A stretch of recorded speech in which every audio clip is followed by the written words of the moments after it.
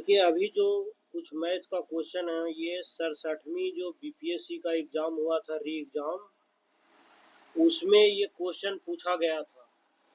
तो हम लोग सोल्व करते हैं कि किस लेवल का क्वेश्चन रहता है। जो टोटल 10 क्वेश्चन रहता है, यदि हम नॉर्मल स्टूडेंट भी हैं, ज़्यादा मैथ नहीं भी जानते हैं, यानी थोड़ा बहुत भी बेसिक यदि मजबूत है, तो क्या हम लोग 10 क्वेश्चन आराम से कर लेंगे, या 7 से 8 तो आप आराम से कर लीजिएगा।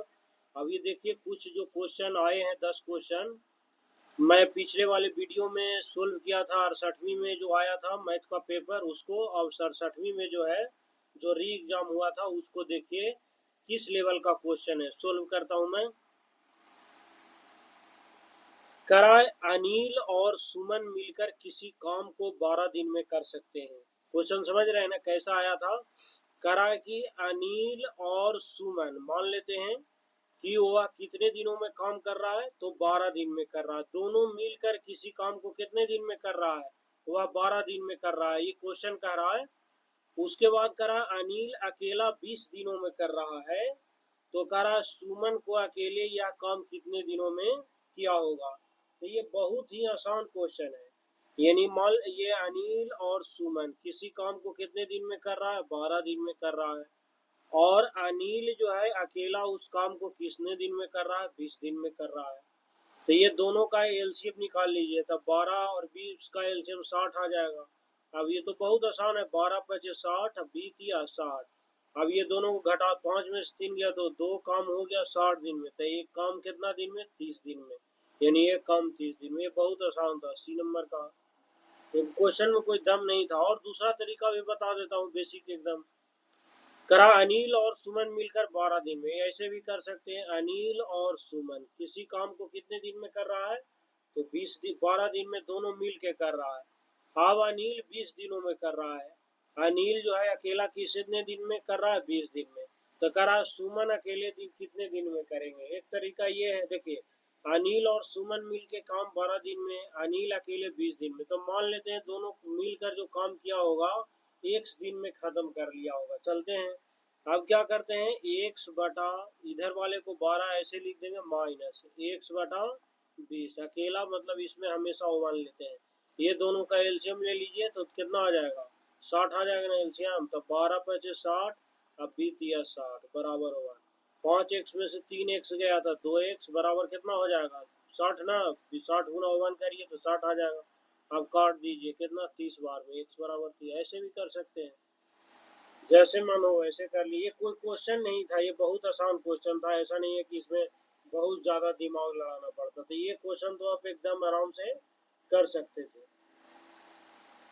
फिर चलिए, एक और दिया है बहुत अच्छा सा क्वेश्चन, 84 नंबर। करा 55 विद्यार्थियों की एक कक्षा में, माने टोटल स्टूडेंट कितना है, 55 है ना। करा जिसमें से 34 क्रिकेट खेलता है, ये क्रिकेट है। तो समझ लीजिए कि क्रिकेट कितने खेलने हैं, 34 लोग क्रिकेट खेलते हैं, ठीक है। अब कह रहा ना 26 लोग बैडमिंटन खेलते हैं। 26 लोग क्या खेल रहे हैं, बैडमिंटन। बैडमिंटन 26 लोग खेल रहे हैं। तो कह रहा है बता दीजिए आप कि कितने विद्यार्थी क्रिकेट और बैडमिंटन दोनों खेलना पसंद करते होंगे। ये दोनों मतलब ये जो छायांकित भाग है, ये बताना है कि दोनों कितने खेलते होंगे। तो देखिए, तो हमसे पूछा है दोनों खेल खेलने वाले ना। तो पहले तो आप देख लीजिए, क्रिकेट कितने लोग खेल रहे हैं, 34 लोग खेल रहे हैं। बैडमिंटन कितने लोग खेल रहे हैं, 36 लोग खेल रहे हैं। तो टोटल क्रिकेट और बैडमिंटन मिलाइए दोनों का, तो कितना हो जाएगा, टोटल 60। 34 और 36 कितना हो जाएगा, 60। यानी कि दोनों खेलों में कम से कम एक खेल पसंद करने वालों की संख्या कितनी हो जाएगी, 60 माइनस 55, तो 5 आ जाएगा। यही आंसर हो गया बस, ये कोई इसमें दम तो था नहीं। नेक्स्ट चलते हैं, क्वेश्चन क्या है, 85 नंबर। करा वे दो प्राकृतिक संख्याएं कौन सी है जिनका गुणनफल इतना है और योगफल का स्क्वायर, यानी जिनके वर्गों का योगफल इतना है। चलिए मैं बता देता हूँ। करा है जिनका गुण, मान लेते हैं 2 नंबर ए और बी मान लिए हमने, ये ठीक है, दो प्राकृतिक संख्या है। तो ये दोनों का गुणनफल, गुणनफल मतलब ए इंटू बी, कितना दिया है, 2400 दिया है, ठीक है जी, मान लिए। और उनके वर्गों का योगफल, वर्ग का मतलब जैसे ए है, तो इसका वर्ग क्या होगा, ए स्क्वायर प्लस बी स्क्वायर। चूंकि वर्ग का योगफल बोला है, दोनों का योगफल कितना दिया है, ए ही। यही क्वेश्चन दिया है, तो हमसे पूछ रहा है ना कि ये दोनों ए और बी का वैल्यू ज्ञात करिए। देखिए ए प्लस बी का होल स्क्वायर आप जानते होंगे, क्या होता है ए प्लस बी का होल स्क्वायर? ए स्क्वायर होता है जी, और क्या होता है? बी स्क्वायर होता है, और क्या होता है? 2ab। ठीक है, तो ए स्क्वायर बी स्क्वायर, देखिए दोनों का सम कितना दिया है? 5200 दिया है, और प्लस 2ab, ए बी का दाम मैंने ए बी कितना दिया है? 2400। तो ये 5200, ये कितना हो जाएगा? 2400 इंटू 2 तो 4800 हो जाएगा। 4800 और 5200 करिएगा तो कितना आ जाएगा? 10,000 आ जाएगा। अब ए प्लस बी का होल स्क्वायर है, तो ए प्लस बी कितना हो जाएगा? ये स्क्वायर में इधर है तो उधर जाके क्या हो जाएगा दोस्तों? रूट में हो जाएगा। तो रूट में 4 जीरो है ना, तो 4 जीरो है तो जब रूट निकालिएगा तो के को आ जाएगा? 100। अब ऑप्शन से देखिए, मतलब ए प्लस बी आया 100 ना, कितना आंसर आया? ए प्लस बी 100। ऑप्शन से देख के निकालते हैं। पहला 80 और 30, मान लो ए का वैल्यू 80 लिया, बी का वैल्यू 30 लिया, तो 80 और 30 क्या 100 आएगा? नहीं आएगा, तो ये आंसर खत्म हो जाएगा। बी नंबर में 75 और 32 दिया है, ए का वैल्यू 75, बी का वैल्यू 35, ये ऐड करिएगा 100 नहीं आएगा, ये भी खत्म। सी नंबर देखिए, ए का वैल्यू 60, बी का वैल्यू 40 है, तो दोनों को ऐड करिए तो क्या आएगा? 100, यही आंसर हो जाएगा। ए माइनस बी को होल स्क्वायर भी करिएगा तो भी हो जाएगा, ऐसा नहीं है कि, बहुत सारे तरीके हैं, जो आपको सूटेबल लगे तो करिएगा। 88 नंबर देखिए, करा 150 रुपये प्रति दर्जन की दर से संतरे बेच रहा है। ठीक है, 150 रुपये प्रति संतरे बेच रहा है, तो क्वेश्चन कह रहा है कि 25% की हानि हो जाती है तो 20% लाभ कमाने के लिए वह क्या करेगा? इसका बहुत सारे तरीका है। क्वेश्चन देखिए, करा 150 रुपये प्रति दर्जन की दर से संतरे बेचने पर शशि को 25% की हानि हो जाती है, तो 20% लाभ कमाने के लिए उन्हें कितने दर पर बेचने होंगे? देखिए, दो तीन तरीका है, ये बहुत आसान तरीका है। एक तरीका ये भी होता है कि देख करा ना कि जब शशि को 150 रुपये प्रति दर्जन की दर से संतरे बेचने पर कितना परसेंट की हानि हो रही है? 25% की हानि हो रही है, तो क्रय मूल्य निकाल लेते हैं, सीपी। सीपी कितना हो रहा है? 150 रुपया, तो उसका प्रति दर्जन बेच रहा है, तो हानि हो रहा है, इसका मतलब वो है कि वह ज्यादा खरीद के लाया होगा, मैंने अब बेच दिया कम में, तो कम में लाने के लिए 25% हानि का मतलब इतना हो जाएगा। तो अब इसको काट दीजिए, 25 दो बार में 200 रुपया आ जाएगा क्रय मूल्य। अब कह रहा है कि 20% लाभ के लिए बेचने उसे किस दर से बेचना होगा, तो क्रय मूल्य बराबर क्या हो जाएगा? क्रय मूल्य जो 200 है, अब लाभ कमाना है, तो लाभ कमाना है तो कम से बेचे, भाग दीजिएगा ना नीचे है, तो इतना से कर दीजिए 2 जीरो, यानी काट दीजिए 240 रुपया, यही आपका आंसर है। बहुत आसान क्वेश्चन। दूसरा और तरीका बता देता हूँ आपको, वो भी तरीका आसान है जो मैं अभी बता रहा हूँ। ज़्यादातर आपको जितने भी पढ़ाने वाले मिलेंगे वो दूसरे तरीके ही बताएंगे। चलिए, 75 माने 25% की हानि हो गया उसको बेचने पर 150 रुपये प्रति, इसका मतलब 75% का क्या हुआ होगा? फायदा हुआ होगा, मैंने लाभ। तो 75% का वो बेचेगा 150 में, तो के परसेंट का लाभ हो रहा है? 20%, तो 20% निकाल लीजिए। 75 150 बटा 75 इंटू कितना हो जाएगा? 20। 20% लाभ का मतलब कितना? 120, या ना 20% लाभ मतलब 120% का, तो काट दीजिए, 75 दूनी 100, 240, ये भी आंसर आ जाएगा। ऐसे भी कर सकते हैं। नेक्स्ट नंबर देखते हैं 89, करा एक समचतुर्भुज है। समचतुर्भुज बनाने आता है ना, ये देखिए, ये मान लिया ये समचतुर्भुज है, नाम दे दीजिए ए बी सी डी, कोई जरूरी नहीं है, जितना देर ये डायग्राम बनाए उतने में आंसर आ जाएगा। विकर्णों की लंबाई, ये विकर्ण होता है और ये एक विकर्ण है। ये पहले विकर्ण की लंबाई दिया है 10 सेंटीमीटर, ठीक है, 10 सेंटीमीटर दिया है, दूसरे वाले के, ये वाले का 24 सेंटीमीटर। तो हमसे पूछा है परिमाप, परिमाप जानते हैं ना, ये चारों साइड का सम हो जाएगा। तो एक फार्मूला ही होता है, इसका ज़्यादा याद ना रखिएगा, यानी चतुर्भुज ए बी सी डी का परिमाप। इसका सीधा लिख दीजिएगा 2 इंटू रूट अंडर d1 का स्क्वायर प्लस d2 का स्क्वायर। d1 का मतलब पहले विकर्ण, d2 मतलब दूसरे विकर्ण। 2 इंटू d1 कितना था दोस्त? 10 का स्क्वायर प्लस 24 का स्क्वायर, यही होगा ना। 10 का स्क्वायर 100, 24 का स्क्वायर 576, और दोनों को ऐड करिएगा तो 676, 676 का रूट 26, तो 2 गुना 26 कितना आ जाएगा? 52, तो आंसर 52 आ जाएगा। यानी कि इसमें दिया ही नहीं है, जो दिया है आंसर हो जाएगा। हाँ दिया तो है, ये 56 दे दिया है, इसमें ये दिया है, यानी कि ये आंसर हो जाएगा। चलिए नेक्स्ट क्वेश्चन देखते हैं हम लोग। 90 नंबर, ये सब एकदम लॉलीपॉप क्वेश्चन भाई, ये इसीलिए मैं बता रहा हूँ कि ताकि आपको लगे कि नहीं ये 10 क्वेश्चन नहीं भी मैथ आता है तो हम आराम से कर लेंगे। आप ये दिखा रहा हूँ जितना अभी आसान आसान पूछा है 67वीं में वो सब दिए, लगभग आप ये सब आसान क्वेश्चन है। एक आध वो आपको यदि मैथ बिल्कुल नहीं आता है तो छूट सकता है, लेकिन 7 से 8 क्वेश्चन आप इजीली वे में कर लीजिएगा। चलिए करा, एक ट्रेन है जो 100, मान लो ये ट्रेन है, समझिए ना, ये कितना मीटर लंबा है, तो 140 मीटर ये ट्रेन क्या है, लंबा है। चल रहा है कैसे, क्या स्पीड से, तो 60 किलोमीटर के पर आवर की रफ्तार से ये ट्रेन चल रही है। एक कुत्ता उसी दिशा में चलता है 18 किलोमीटर, एक कुत्ता है इसी दिशा में चल रहा है, समझिए ना। तो रेलगाड़ी कुत्ते को कितने सेकंड में पार कर जाएगी, यानी पार करने का, चूंकि सब सेकंड में पूछा दिया है तो सेकंड में ही आंसर लाना है। देखिए इसी डायरेक्शन में ट्रेन भी चल रहा है, इसी डायरेक्शन में कुत्ता भी भाग रहा है, तो जब दोनों सेम डायरेक्शन में जाए तो ये दोनों को स्पीड घटा दीजिएगा, तो 60 में से 18 घटा दीजिएगा, कितना आ जाएगा, 48 आ जाएगा, यानी सॉरी 42 आ जाएगा ना, दोनों को घटाइएगा तो कितना आ जाएगा, 42 आ जाएगा। यानी 60 में से 48 घटा देंगे हम लोग तो कितना आ जाएगा, 42, यानी 42 किलोमीटर पर आवर आ जाएगा। ठीक है, अब ये 42 किलोमीटर पर आवर है, इसको चूंकि सब ऑप्शन देखिए सेकंड में दिया है तो हम यहीं पर चेंज कर लेते हैं, किलोमीटर को पर मीटर पर सेकंड में 5/18 से क्या करेंगे, डिवाइड कर देंगे तो आ जाएगा मीटर पर सेकंड। अब ये हमको निकालना क्या है, टाइम में, तो टाइम बराबर क्या होता है, डिस्टेंस यानी दूरी अपॉन चाल, तो दूरी कितना है 140 मीटर, 140 दिया है क्योंकि 140 मीटर लंबा ट्रेन है, उसी को हम लोग दूरी मान लेंगे। अब ये कितना आ जाएगा, 42 इंटू 5/18।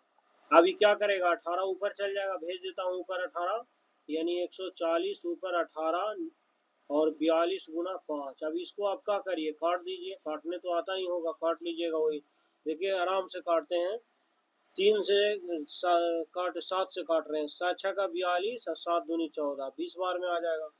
अभी 6 से के बार में, 3 बार में कट जाएगा, अभी 5 6 के 20 और 4 या 12, यानी 12 सेकंड आ जाएगा, ये आंसर हो जाएगा। समझिए ना, बहुत भारी नहीं है ये भी आसान था। अब चलिए आप थोड़ा सा इधर से चलते हैं, 87 चलते हैं। करा, ये भी भारी नहीं है, देखिए करा 70 किग्रा यानी 70 केजी के मिश्रण में बालू और देखिए 70 केजी का मिश्रण है, इसमें क्या मिलाया है, तो बालू मिलाया है और दूसरा क्या मिलाया है, सीमेंट मिलाया है, यही दोनों का मिश्रण है। सीमेंट और बालू का मिश्रण कितना है, 70 केजी का, उसमें से बालू का अनुपात आपको रखना है 4:1, यानी इतना का अनुपात रखना है। तो करा मिश्रण में कितना बालू और मिला दिया जाए तो उसमें बालू और सीमेंट का अनुपात कितना हो जाए, 6:1 हो जाए। देखिए ये कितना आसान है, पहले देखिए ये दोनों को जोड़ दीजिए, ये बेसिक तो पता ही होगा, ये दोनों को जोड़ दीजिए तो 4:5 कितना हो जाएगा, मैंने कि 5 आ जाएगा, 5 बराबर 70, ये मैंने जोड़िएगा, बालू और सीमेंट दोनों को जोड़िए, तो ये बालू दिया है 4:1, तो टोटल कितना हो जाएगा, 4 और 1 5, 5 बराबर 70 है ना, तो काट दीजिए, 14 5 70, ये वो एक बराबर कितना आ जाएगा, 14, यही आ जाएगा ना। आप देखिए आराम से कर लेंगे। अब ये 14 निकला है, दोनों में गुना कर दिए, 4:1 है ना, तो इसमें भी 14 से कर दीजिए, इसमें भी 14 से, ठीक है, तो ये कितना आ जाएगा, 14 चौका 56 है, ये 14 आ जाएगा, समझिए ना। मतलब कि ये 56 केजी बालू है और सीमेंट कितना है, 14 केजी है, ये दोनों के मिश्रण में।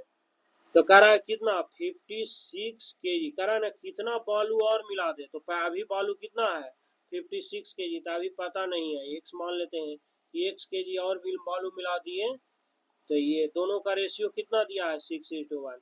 ये क्या हो गया, बालू और ये सीमेंट, तो हमसे यही पूछा था ना कि बालू में कितना और बालू मिला दिया जाए, मिश्रण में बालू और, तो 1 केजी मान लीजिए, तो बालू का मिश्रण 6। अब इसको सोल्व कर दीजिए, 14 गुना 6 करिए तो 84, तो 56 प्लस x बराबर कितना हो जाएगा, 84। अब 84 में से 56 घटा दीजिए तो 28 आ जाएगा, तो यही आपका आंसर हो जाएगा। ये भी भारी नहीं था। आप देखिए ये पूछा है 86 नंबर, देखते हैं क्या दिया है ये। कोई भी क्वेश्चन भारी नहीं है, थोड़ा सा भी आपको बेसिक यदि आता होगा तो एकदम आप आराम से कर लीजिएगा। यहाँ चलते हैं, देखिए करा 100 और 500 के बीच कितनी संख्याएं हैं जो 4, 5, 6 से विभाज्य है, मतलब कट जाए।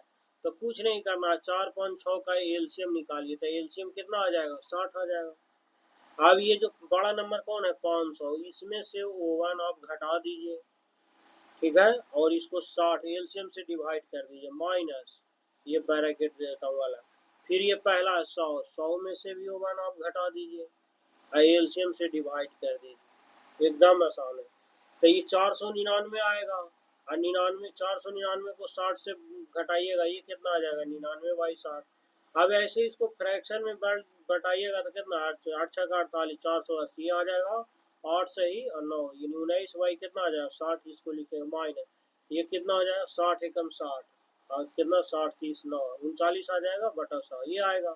अब इतना फ्रैक्शन व्रैक्शन का छोड़िए, क्योंकि कोई फ्रैक्शन में दिया नहीं है ऑप्शन, तो 8 है, 1 है, तो 8 में से 1 घटा दीजिए, 7 ही भी आंसर हो जाएगा, समझिए ना। बाकी आप मिक्स फ्रैक्शन को तोड़ के फ्रैक्शन में एलसीएम करिएगा तो भी आएगा, लेकिन अब सीधा देखिए चूंकि ऑप्शन सब लगभग में दिया है तो वही आंसर आ जाएगा, ठीक है।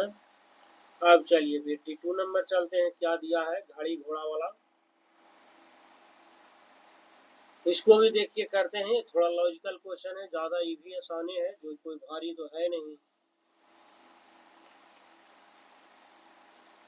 पढ़िए क्वेश्चन क्या कह रहा है।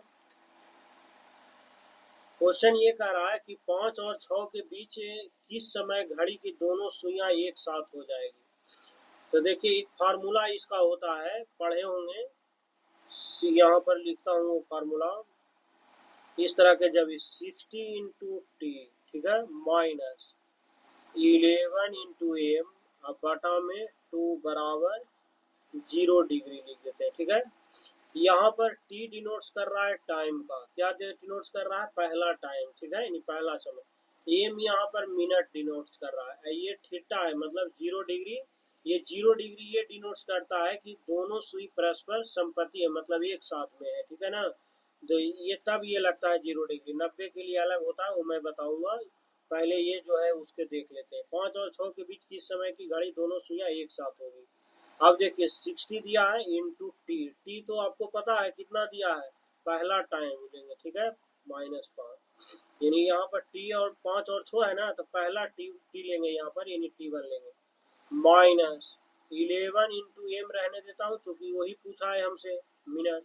अब नीचे क्या आ जाएगा, 2 बराबर 0, अभी क्रॉस मल्टीप्लाई करिएगा तो ये तो 0 आ जाएगा, और 60 पैसे 5, 60 गुना 5 300 बराबर एम, तो एम बराबर कितना आ जाएगा दोस्त, 300 बटा 11। अब इसको डिवाइड करिएगा तो लगभग आ जाएगा 11 दूनी 22, 11 7 77, कितना बच जाएगा 3, इतना मिनट आ जाएगा, ठीक है।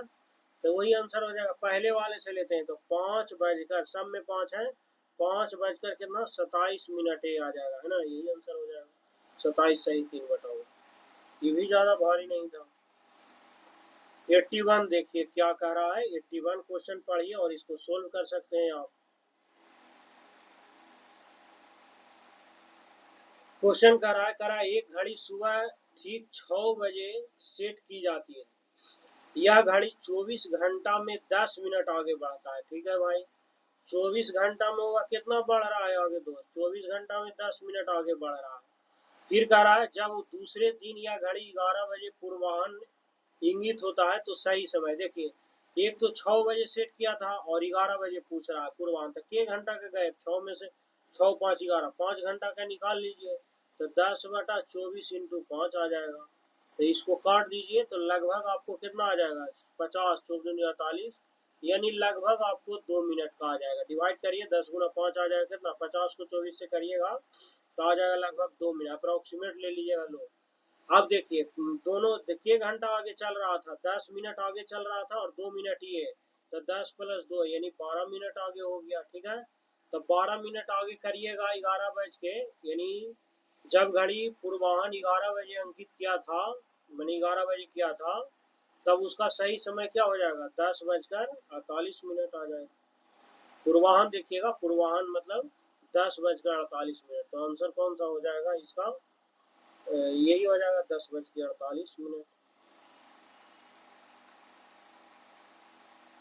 चलिए यही था जो आया था, मैं 67वीं जो बीपीएससी का जो मैथ था इसमें कोई भारी हमको तो ना लगा, लेकिन आपको यदि एक का क्वेश्चन लगा होगा तो हमको हिसाब से तो लगता है 7 से 8 क्वेश्चन एकदम इजीली वे में चटनी है। 8 नंबर जीके में पढ़ने के लिए हालत खराब हो जाएगा। तो अब क्या करेंगे नेक्स्ट वीडियो में, जो हम लोग 67वीं बीपीएससी में जो कैंसिल हुआ था एग्जाम उसमें मैथ पूछा था वो करेंगे। फिर उसी तरह 66वीं 65वीं लगभग 10-15 साल का हम लोग सोल्व करेंगे। इस वीडियो में इतना ही, आगे मिलते हैं फिर।